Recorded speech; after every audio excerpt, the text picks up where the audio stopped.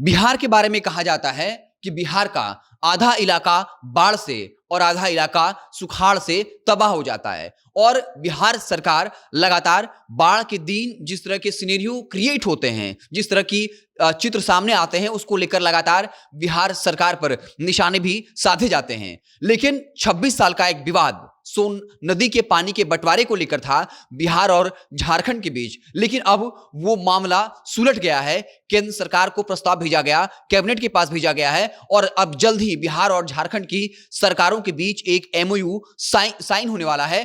और ये विवाद जो खत्म हुआ है सोन पानी के बंटवारे को लेकर, कैसे रोहतास में एक जलाशय बनेगा और ये रोहतास सहित 8 जिलों को कायाकल्प कर देगा सिंचाई के लिए, वहां जिले के जो किसान हैं उनको बहुत फायदा पहुंचने वाला है। और इससे क्या कुछ फायदा होने वाला है आपको पूरी कहानी बताएंगे। उससे पहले औपचारिकता के लिए बता दूं कि मेरा नाम है हिमांशु कुमार और आप देख रहे हैं जनता जंक्शन।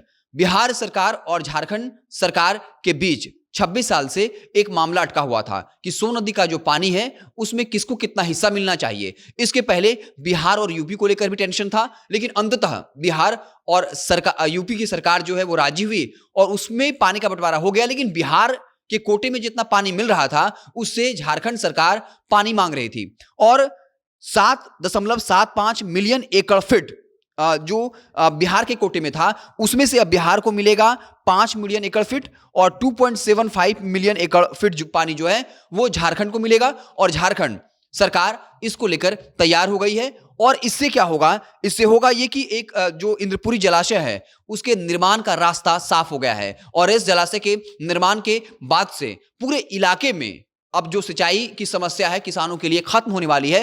और सिर्फ रोहतास जिला नहीं बल्कि आसपास के 8 ऐसे जिले हैं जिनकी परेशानियां खत्म होने वाली हैं। अक्सर बिहार के बारे में ये कहा जाता है कि बाढ़ जब होता है तब किसान तबाह होते हैं और दूसरा इलाका ऐसा होता है जहां सुखाड़ की वजह से बिहार के किसान तबाह होते हैं।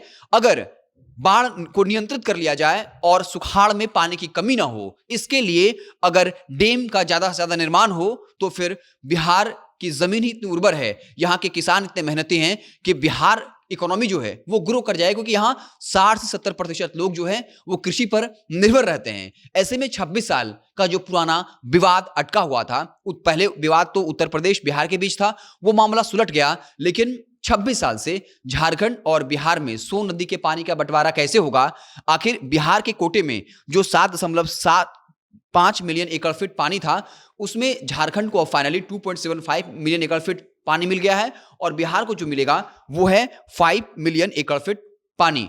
तो ये कहीं ना कहीं बिहार के पक्ष में एक बड़ी बात सामने आई है। अब इंद्रपुरी जलाशय का निर्माण होगा और इससे बिहार की इकोनॉमी को फायदा होगा, क्योंकि पूरे 8 जो जिले हैं वहां के किसानों को बहुत फायदा पहुंचने वाले। वहां के किसान लगातार जो है वो आंदोलनरत भी थे, वो इतने बात कर रहे थे कि सिंचाई की व्यवस्था जो है वो नहीं मिल पाती है, लेकिन अब उनकी शिकायतें भी खत्म होने वाली हैं। तो 26 साल से जो मामला अटका हुआ था वो बिल्कुल उसका रास्ता साफ हो गया है। अब जल्द ही दोनों सरकारें एमओयू जो है वो साइन करेगी, इंद्रपुरी जलाशय का निर्माण होगा और इससे वहां के हजारों लाखों किसान को फायदा पहुंचने वाला है।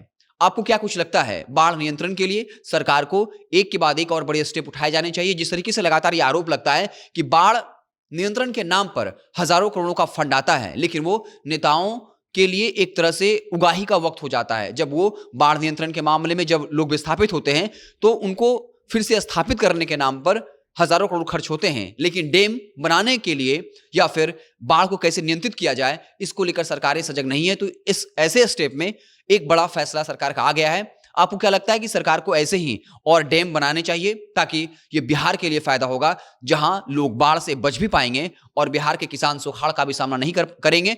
यानी बाढ़ और चाहे सुखाड़ हो, जिस वजह से बिहार तबाह रहता है, दोनों से राहत मिलेगी तो बिहार की इकोनॉमी जो है वो अपने आप ग्रो कर जाएगी। किसान मजबूत होंगे तो बिहार खुद ब खुद मजबूत हो जाएगा। आपको क्या कुछ लगता है कमेंट बॉक्स में जरूर बताइए। अगर आप हमें फेसबुक पर देख रहे हैं तो पेज को लाइक कर लीजिए, यूट्यूब चैनल को सब्सक्राइब कर लीजिए। बहुत बहुत धन्यवाद।